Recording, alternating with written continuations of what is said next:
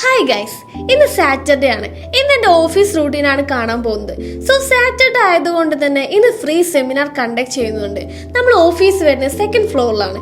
So punch ചെയ്ത് ഓഫീസിൽ കയറി ഇന്ന് എൻ്റെ ലേഡീസ് ഓൺലി വെബിനാർ കണ്ടക്ട് ചെയ്യുന്നുണ്ട്.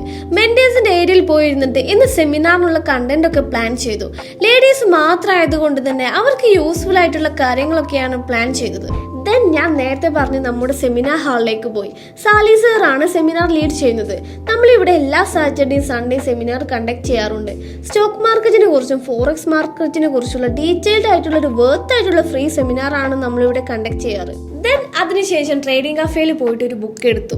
നമ്മൾ ടീമിലെ എല്ലാവരും മന്ത്ലി ഒരു ബുക്ക് എടുത്ത് റീഡ് ചെയ്യാനുള്ള ഹാബിറ്റ് സ്റ്റാർട്ട് ചെയ്തിട്ടുണ്ട്. ദെൻ നൈറ്റിൽ ലേഡീസ് ഓൺലി സെമിനാർ സ്റ്റാർട്ട് ചെയ്തു.